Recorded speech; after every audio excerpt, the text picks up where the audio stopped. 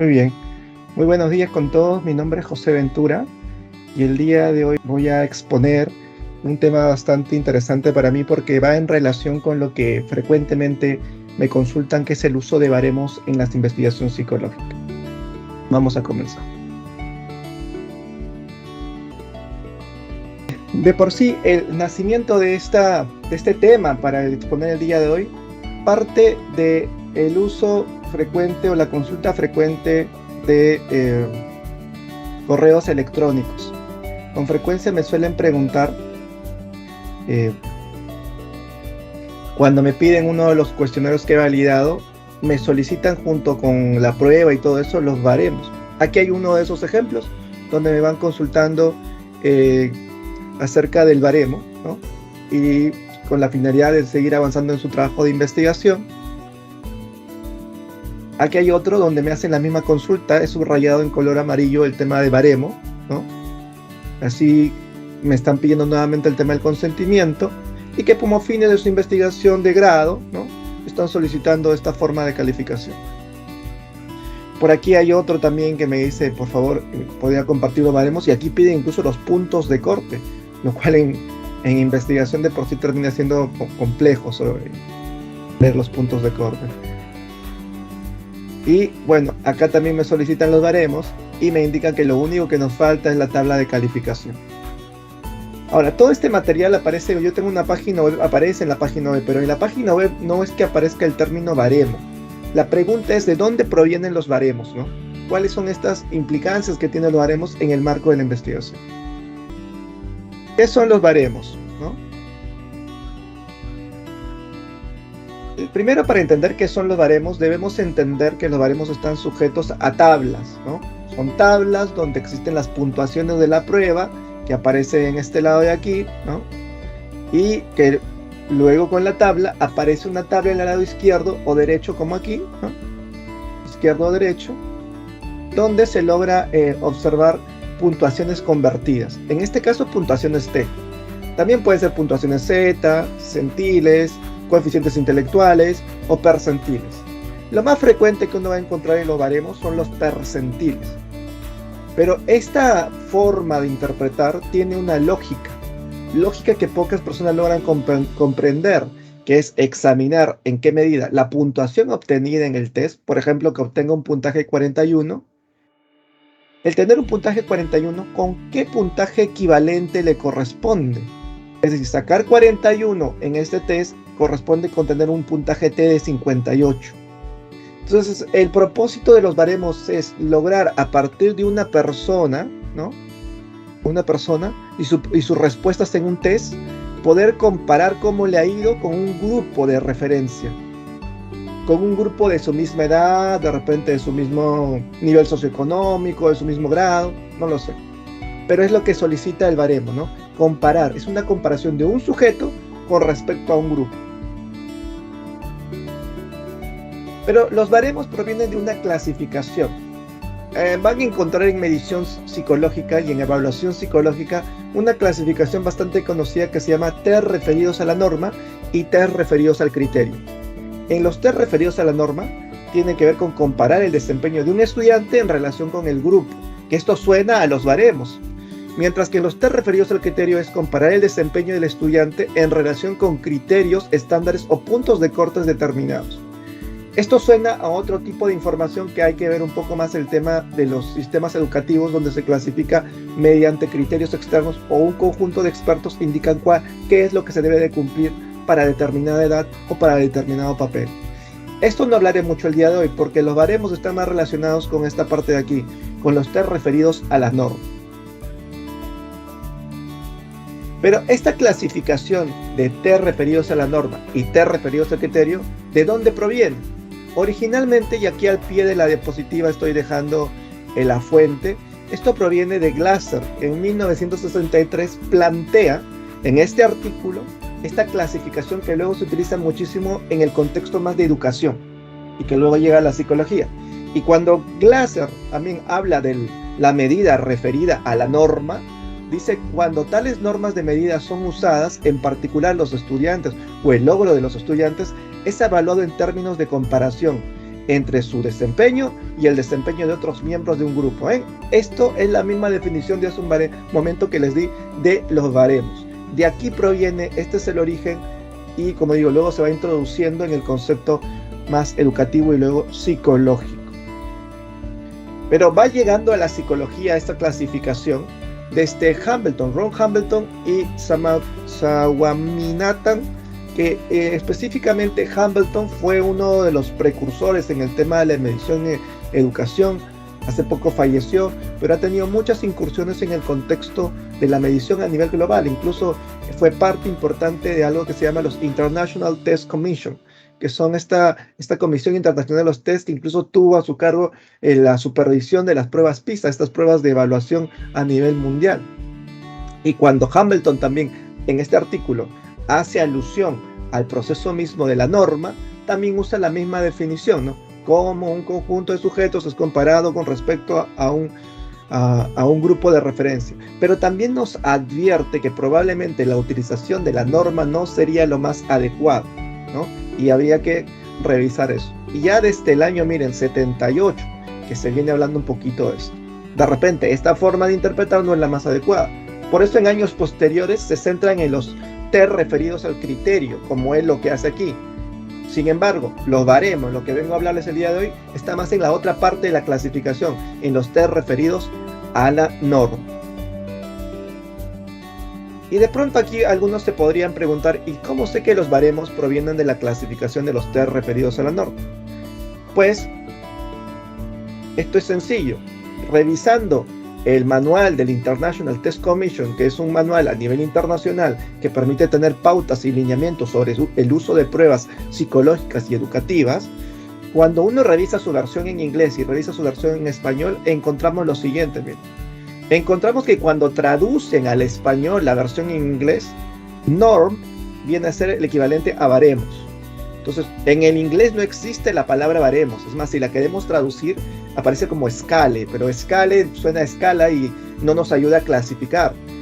En gran parte, norms tiene que ver con el concepto que se le atribuye en el inglés. De ahí se deriva al español en baremos, y como las primeras traducciones fueron hechas por editoriales españolas, ¿no? Ese es el nombre que se le da y aparecen varias pruebas de esa manera. Podría haber aparecido también como tablas de normas o como normativas de puntuaciones, ¿no? Pero aparece como el término de baremos. En este cambio me doy cuenta que cuando hablan de normas, en inglés están hablando de baremos, y los test referidos a la norma son los test referidos al baremo en español, si queremos decir. Esta es la manera que uno se va dando cuenta cómo se van conectando la clasificación que les decía, que entraña desde Glasser con el entorno psicológico. ¿Y por qué es importante saber esto? Porque nos permite detallar o nos permite examinar de dónde o cuál es la lógica del baremo, para qué se utiliza y cuál es su propósito, que ya vimos que tiene que ver con comparar a un individuo con respecto a un grupo. Ahora, si vamos a los manuales, hay otro manual muy conocido en el tema de medición psicológica, que son los Standards for Educational and Psychology Testing. Este manual, planteado en el 2014, que ya tiene una versión en el 2019 en español, si de repente aún tienen algunas dificultades con el inglés, ya pueden revisar esa versión. Es el manual de la propia APA y dos asociaciones de educación americana que nos permiten decir cómo también debemos usar los tests. Y en la página 97 de este manual también hace alusión a las norms. Entonces, norms, ya sabemos que en Spanish es como baremo, ¿no? Entonces, el baremo, que nuevamente hacen esa alusión, ¿no? La validez de referir a la norma, ¿no? Tiene que ver con comparar las puntuaciones de un individuo con respecto a un grupo, ¿no? Es esta comparación de uno contra un grupo de personas. Y esta definición guarda mucha relación con el concepto que planteaba Glasser ya en el año 63. Es decir, si ustedes quisieran saber más de los baremos, tienen que buscar como normas en inglés, tienen que buscar la página 97 en adelante de los estándares para poder leer un poco más al respecto de esto y cómo es su desempeño y cómo es su uso. Así vamos viendo que la clasificación T referidos a la norma es la clasificación que le corresponde al baremo, y su lógica es una lógica más de uso clínico, de uso educativo de repente, con fines más prácticos. Pero ya sabiendo eso, que las normas tienen que ver con los baremos, pues revisemos qué nos dice el International Test Commission respecto a algunas pautas de usos. Cuando nos habla en el 2.6, este manual de International Test Commission, sobre puntuar y analizar los resultados del test con precisión, Aquí nos dice en el 2.666, asegúrese de que no se saquen conclusiones erróneas debido a la utilización de baremos desfasados o inadecuados para las personas evaluadas. Si usted pretende utilizar baremos en el contexto de la investigación, lo que es extraño, pero si quisiera hacerlo, debería garantizar que son baremos relativamente nuevos, lo cual es complejo porque no tenemos baremos tan recientes, y ahora hablaré por qué. Otro, interpretación de los resultados adecuadamente, tener una buena comprensión profesional de las escalas utilizadas, de las normas y baremos, así como las limitaciones de la puntuación. Es decir, uno debe comprender bastante bien qué cosas son los baremos, qué cosas son las puntuaciones, cuáles son sus limitaciones para poder ser utilizadas. Es otra recomendación que nos dan estos manuales internacionales. Y el 2.9, que hace alusión a la revisión de la adecuación del test y de su uso, dice el 2.9.6, ayudar en la medida de sus posibilidades a mantener al día la información sobre los baremos, fiabilidad y validez del test, proporcionando los datos pertinentes a los constructores, editores o investigadores. A los constructores, editores o investigadores. Y eso también tiene que ver con la vigencia del baremo. Normalmente, como digo, en el contexto pero no tenemos baremos recientes. Explicaré ahora por qué. Si ustedes me pidieran también alguna literatura que me pueda informar acerca de los baremos, pues deben de revisar esta evaluación psicológica de Susana Urbina, donde en la página 82 nos hace alusión nuevamente a las normas, ya sabiendo que las normas se refieren a los baremos, y nos habla de cómo es una tabla, porque en esencia es una tabla, como presenté al inicio, y que esta tabla tiene una media, una desviación estándar y una distribución de frecuencia, como presenté al inicio, que al pie de la tabla tenía esta información, y que se puede llamar ese grupo muestras normativas o muestras estandarizadas. Lo curioso, y por qué traje también este libro aquí, es que este libro desarrolla este tema en el capítulo relacionado con fundamentos de la interpretación de los resultados de la prueba, específicamente, ¿no?, en el marco de referencia para la interpretación de los resultados de la prueba.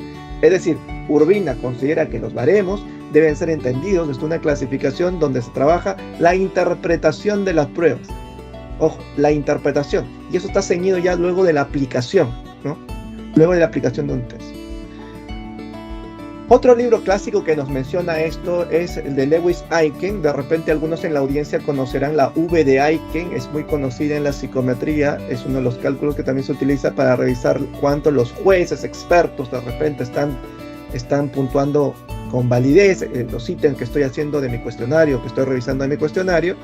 Este señor también nos habla sobre pruebas de aprovechamiento y estandarización, es decir, en su capítulo que habla de este tema, específicamente medición con referencia a la norma y el criterio, nos habla de algunos puntos esenciales de las normas, que he resaltado en color rojito. Las normas indican la posición de una persona en la prueba, es decir, los baremos tienen que ver con medidas de posición, correcto, porque es ubicar a la persona en una nueva puntuación. Si saca 20 en el test, ubicarlo en una nueva escala. En esa nueva escala, que normalmente es un percentil que va de 1 a 100, me está diciendo que con 20 ocupa el lugar 50 de esa escala. Es una medida de posición, me indica dónde está posicionado con ese valor directo que está sacando del test.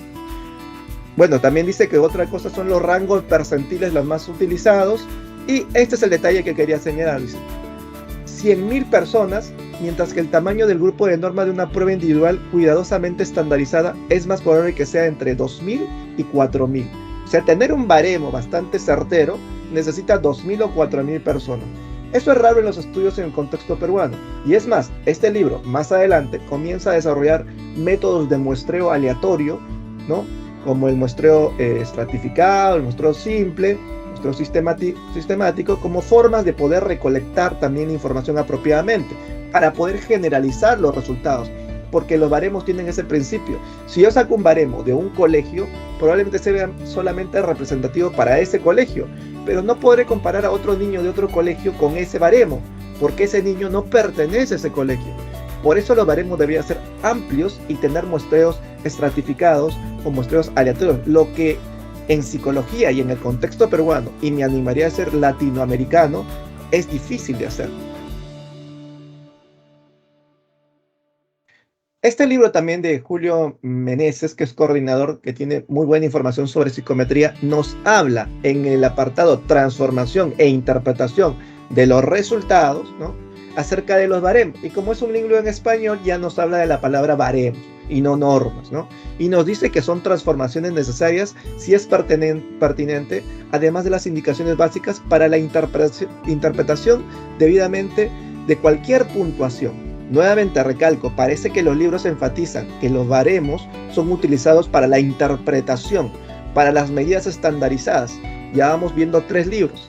Y otra cosa que recalca acá, toda interpretación que se deriva de esta, que se haga a un elevado estándar de calidad. Es necesario que la muestra proporcione datos que permitan satisfacer una transformación. Claro, es que este es el detalle. Tiene que hacerse con mucha rigurosidad esa población para decir que yo, si me comparo con un grupo de personas de mi edad, ¿no? Estoy siendo bajo, medio o alto respecto a lo que yo saco en ese test. Nuevamente, la importancia de esa muestra normativa, de esa población con la cual me van a comparar. Y finalmente, también este libro muy interesante sobre Essential of Psychological Testing de Cronbach, Lee Cronbach, muchos lo recordarán por el famoso alfa de Cronbach. Sin embargo, Cronbach fue un precursor en todo lo que era medición en psicología y tiene varios tratados sobre eso. Es más, fue uno de los primeros en hablar de validez también. Él también en su sección de libros donde habla sobre interpretación de los resultados, nos habla de los baremos y nos habla de los rangos percentiles que suelen basarse en ellos y nos da incluso una interpretación de cómo se podría interpretar los percentiles. He mostrado 4 libros clásicos y 4 libros de gente bastante experta para hacerles entender lo siguiente, de que los baremos están enmarcados en una clasificación sobre la interpretación del test. Ojo, interpretación, ya lo apliqué, me va a servir simplemente para saber qué cosa dice eso y hacerlo en un reporte, en un informe psicológico. Pero no se trata esto en el marco de la investigación. Esa es una primera distinción que podamos tener. Aquí, lo anterior fundamenta el origen y uso de los baremos. La pregunta es, ¿podemos utilizarlos en investigación? Porque lo que anteriormente les he mencionado ya sabemos cómo se clasifica, ya sabemos que autores muy representativos dicen que es para la interpretación de los resultados, pero ¿qué pasa con el tema de la investigación? ¿Podremos usarlo en ese marco? Pues vamos a ver. Primero tenemos que pensar en cuáles son los objetivos de mi investigación. Y en el contexto peruano, yo que me dedico a esto, puedo saber más o menos cuáles son los objetivos más frecuentes. Examinar la relación entre A y B, por ejemplo, porque usamos muchísimo estudio correlacional en el contexto peruano, correlacional bivariado incluso en las tesis, de 2 variables. O brindar evidencias de validez, porque lo otro que aparece mucho en las tesis peruanas es el tema de los estudios instrumentales, estudios que revisan las propiedades psicométricas de un test. O identificar las diferencias entre, que a veces se suele hacer programas de intervención y quieren examinar las diferencias entre antes y después de una aplicación de un programa de intervención. Estas son las 3 formas más comunes de hacer investigación en el contexto peruano y diría yo que la más común incluso es las correlaciones bivariadas, las correlaciones de dos variables en estudio. Bueno, como yo sé que estas son las más frecuentes, hice un estudio que se publicó este año, pero específicamente de producción científica de mujeres o de psicólogas que investigan en el Perú. Y revelamos que en el tema de la estrategia de investigación más frecuente, desde la clasificación de Atto, López y Benavente, es la estrategia correlacional la que más se utiliza. Este es un argumento para sostenerles de que realmente lo correlacional es lo más frecuente. Pero de repente alguno no me quiere creer aún. Me dice, no, eso no me convence. Entonces hice algo bien simpático, hice web scraping. Web scraping es una técnica computacional que permite como que rasgar algunas páginas web, obviamente páginas de acceso abierto, de acceso público, ¿no? Como el Renati, que en este caso es la página que yo hice, para sacar del conjunto de tesis que están en el Renati, que es el Registro Nacional de Tesis del Perú, ¿no? Sacar algunos títulos y observar esos títulos aleatoriamente, al azar, miren. Y me voy dando cuenta, yo saqué 5.000, pero obviamente no puedo poner los 5.000 en la pantalla, es muchísima información. Así que saqué al azar algunos y nos damos cuenta esto que les digo, miren, dependencia emocional y violencia. Ahí está, 2 variables y les apuesto que han utilizado su coeficiente de correlación. Felicidad y trabajo en la psicología, 2 variables, correlación. Relaciones intrafamiliares, ideación suicida, 2 variables, correlación. Resiliencia y calidad de vida, 2 variables, correlación. O sea, esto evidencia que no estoy tan descabellado al pensar que es la forma de investigación más frecuente. Y la segunda forma más frecuente son los psicométricos, que aparece mucho en las tesis. Miren, propiedades psicométricas del inventario, propiedades psicométricas del inventario, todos, propiedades de tal, ven, casi todos hablan de propiedades psicométricas. O sea, digamos como que en tesis, en el contexto peruano, tenemos dos vertientes, los estudios que hablan de correlaciones y los estudios que hablan de psicometría. Por ahí aparecen algunos poquitos que hablan de las diferencias, o que hablan también de los estudios cuasi experimentales, que son estudios donde se aplica un programa de intervención, como les decía, pero estos son los más frecuentes. Ahora, cuando uno requiere examinar la relación entre variables, tiene que utilizar una técnica estadística. Y en psicología específicamente tenemos tres formas de plasmar las correlaciones. De forma tradicional, mediante los coeficientes de Pearson o Spearman, de forma un poquito más sofisticada, pero necesitamos más datos, como los modelos de ecuaciones estructurales. También podemos ver a partir de estos modelos correlaciones latentes, o los famosos análisis de redes que últimamente se están popularizando bastante y están apareciendo en la literatura psicológica. Son tres formas de hacer análisis estadístico. Ninguna de esas tres incluye el baremo. ¿Qué incluye? El puntaje directo, como la persona responde directamente, lo que sale después de sumar todos los ítems que ha respondido en mi test. No incluyen los baremos, en este caso los percentiles, que son la forma más convencional de utilizar el baremo. No incluye rangos percentiles. Se trabaja directamente con las puntuaciones directas. Cuando hacemos evidencias de validez, o sea, la parte psicométrica, también utilizamos correlaciones para ver la relación de mi prueba con otras pruebas, que es una forma de dar evidencia de validez. También utilizamos las ecuaciones, pero en un apartado llamado AFC, ¿no? O análisis factorial confirmatorio, o AFE, ¿no? Que son la parte más factorial que se utiliza con frecuencia. Y análisis de redes, que también se está utilizando últimamente para el tema de brindar evidencias de validez. Nuevamente, ninguno de los tres utiliza puntuaciones percentiles o rangos percentiles, no utiliza baremos, utiliza los puntajes directos. Ahora, ¿cómo yo sé esto? ¿Cómo yo les puedo decir que estas son las técnicas más utilizadas en psicología? Pues vamos a hablar con evidencia, ¿no? Ya que estamos tocando un tema bastante científico. Pues buscando en Scopus. Scopus es la base de datos más importante a nivel mundial. Y cuando ustedes hagan un filtro en Scopus, y si de repente dicen yo no sé usar Scopus, basta con que pues, al momento de tener acceso a Scopus se copie este comando, ustedes van a acceder a esta misma búsqueda que he hecho yo. Y si buscamos alguno de estos títulos, muchos de ellos incluyen ecuaciones estructurales y correlaciones. Algunos poquitos incluyen redes, como digo, porque es algo que se está popularizando todavía hace unos pocos años, pero ecuaciones estructurales para ver correlaciones, o para ver revisiones de partes psicométricas, o correlaciones de Pearson o Spearman, son muy usuales. Así que cuando yo digo que son usuales es porque lo encuentro en la literatura científica de revistas científicas de alto impacto. Alto impacto porque son muy importantes estas revistas. Entonces esa es mi fuente, esa es mi referencia. Cuando usted quiere hacer una investigación, su primera fuente de referencia deben ser los artículos científicos de estas revistas, porque para que se publique ahí ha habido un filtro, ha habido un debate entre quien envió el artículo y entre las personas de la revista que contrataron un conjunto de jurados o expertos. En este debate se ve si el artículo tiene o no tiene la competencia para ser publicado. Entonces ese filtro nos permite por lo menos saber que el documento que está ahí es un documento revisado, y si la revista es top o de muy alto impacto, quiere decir que ha habido más filtro y su publicación ha sido después de muchos debates entre el que envió el artículo y entre las personas que lo recepcionaron. Otra forma, como les decía, de identificar diferencias. En la identificación de diferencias en los estudios de investigación se utiliza la D de Cohen, que la D de Cohen es como el coeficiente más típico. Hay diferentes formas de examinar diferencias dentro de algo que se llama tamaño del efecto. El tamaño del efecto son medidas que me permiten examinar diferencias. Si yo quisiera saber cuán diferentes son las personas, puedo utilizar la D de Cohen. Aquí está su fórmula y simplemente entiendan la D como una distancia. Me dice cuán distantes están las personas entre ellas. Por ejemplo, el grupo de varones y el grupo de mujeres. Creo que acá tengo un ejemplo. Entonces, ¿se acuerdan que con los baremos se busca esto? Se busca comparar a un individuo con respecto a un grupo.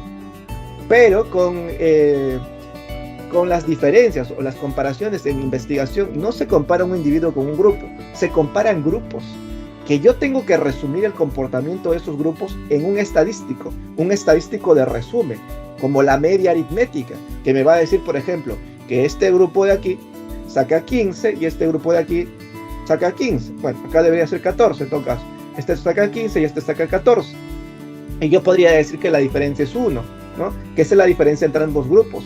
¿Y cómo lo sé? Porque he resumido los puntajes de ambos grupos en un solo estadístico. ¿Eh? Entonces ahí la lógica del baremo no tiene mucho sentido, porque eso no es lo que se hace en investigación. No se analiza al individuo, se analiza a grupos de individuos. Y esa es una gran distinción. Y para justamente poder ver esas diferencias, se utiliza la D de Cohen como uno de los tantos coeficientes que se van a permitir examinar estas diferencias. Pero de repente aún no me creen, aún podría alguien insistir, pero yo quiero utilizar los baremos en investigación, yo quiero usarlos porque parece que así me han enseñado. Entonces, pues veamos qué pasa si implementamos los puntajes equivalentes de los baremos, ¿no?, en una data real. Veamos qué sucede.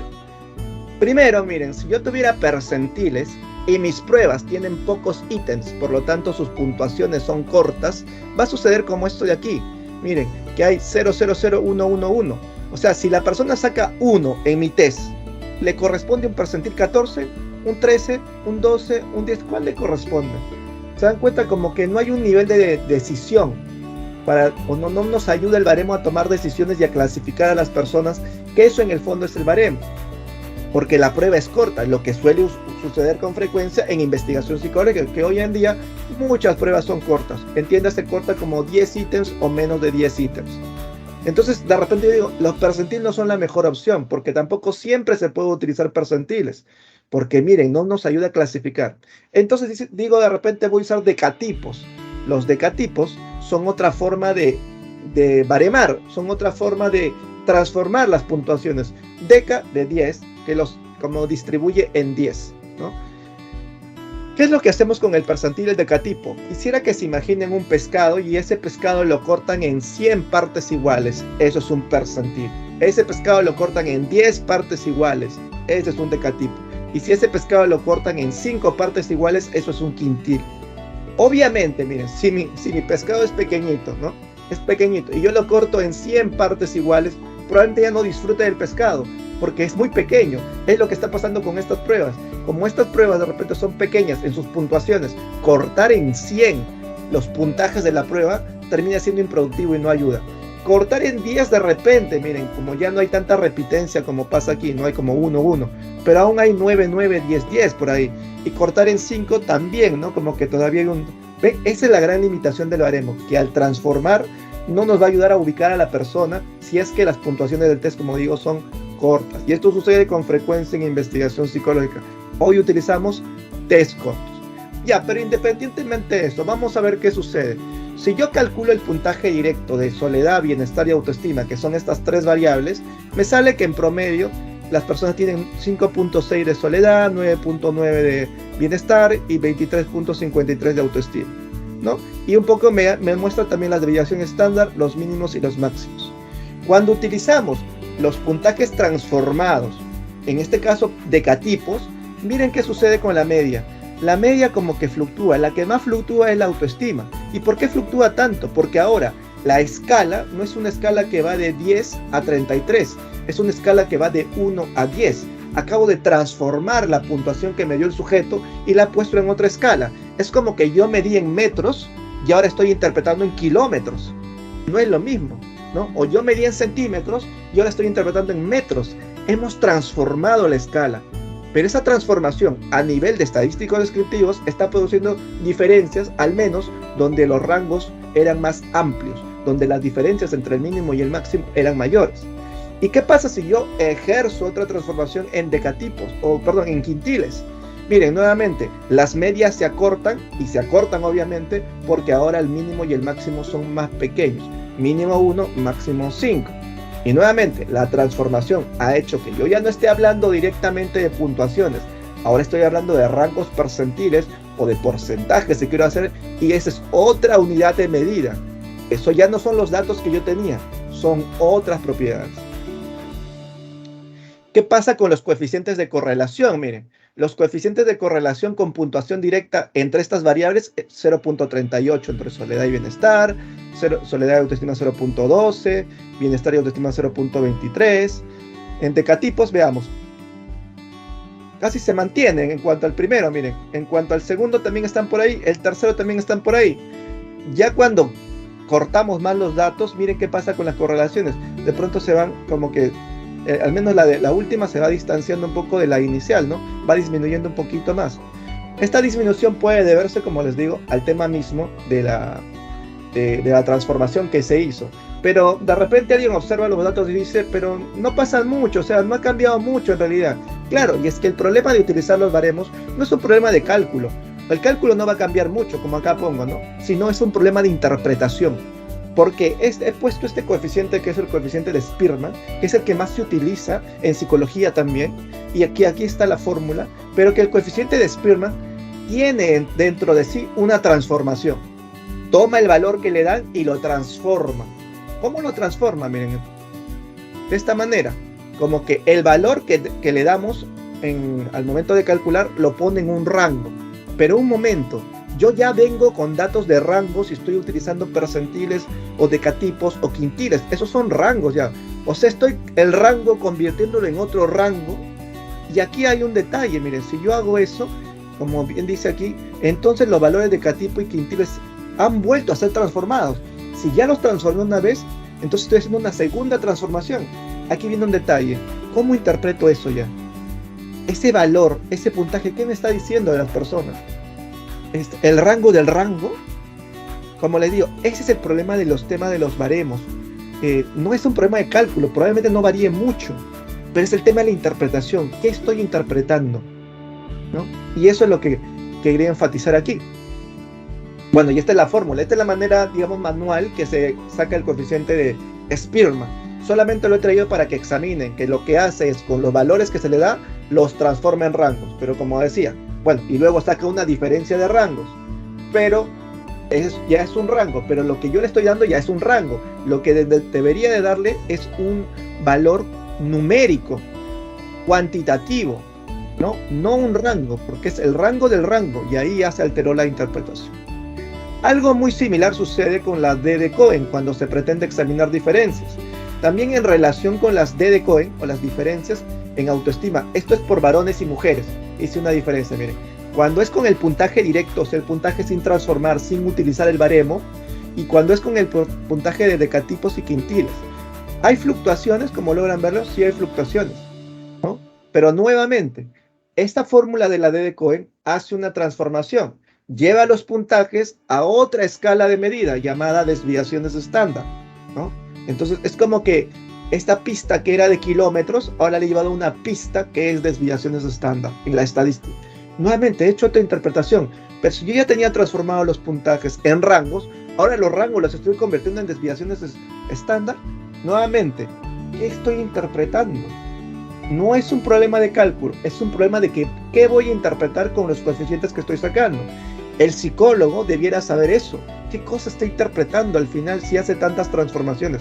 Por eso en investigación, para no complicarse la vida con esto, se trabaja con la puntuación directa, con el objetivo de que al ser transformado con los coeficientes que utilizamos, no surjan estos problemas de interpretación.